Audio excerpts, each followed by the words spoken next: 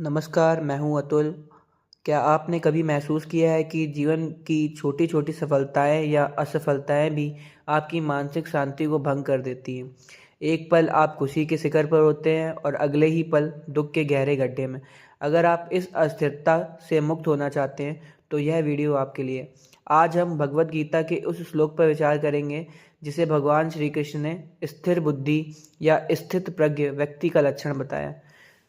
श्लोक: दुखेषु दिग्मना सुखेषु विगतस्परा वीतराग भय क्रोध स्थित धीमु निरुच्यते।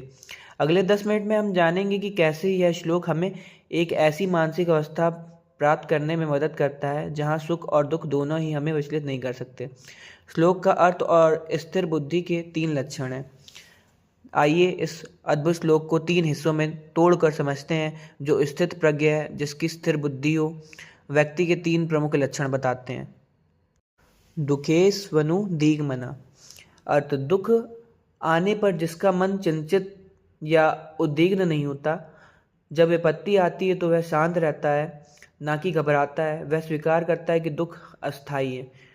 दूसरा, सुखेषु विगत स्पृह, सुख में जिसकी आसक्ति या लालसा नहीं होती, वह सुख का आनंद लेता है पर उसमें लिप्त नहीं होता। उसे पता है कि सुख के जाने पर दुख होगा, इसलिए वह सुख को पकड़कर नहीं बैठता। वीत राग भय क्रोध, जो राग, आकर्षक, भय, फियर और क्रोध से पूरी तरह मुक्त हो गया। ये तीनों भावनाएं हमारी शांति की सबसे बड़ी दुश्मन है। जो इनसे मुक्त है वही वास्तव में स्थिर बुद्धि वाला है। कृष्ण कहते हैं कि जो इन तीनों लक्षण से युक्त है वही सच्चा मुनि ज्ञानी कहलाता है। चलिए अब बात करते हैं व्यवहारिक उपयोग।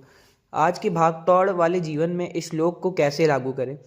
कार्यस्थल, वर्क प्लेस में जब आपको पदोन्नति मिलती है तो आप उत्साहित होते हैं। जब आप कोई ढील खो देते हैं तो आप निराश होते हैं। स्थिर बुद्धि कहती है पदोन्नति पर अहंकार न करें और असफलता पर खुद को नष्ट न करें।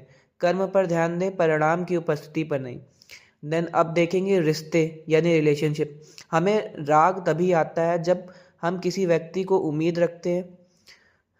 जब वह उम्मीद टूटती है तो क्रोध या भय पैदा होता है। स्थिर बुद्धि सिखाती है कि रिश्ते में कर्तव्य निभाएं, लेकिन परिणामों पर अधिकार ना जमाएं।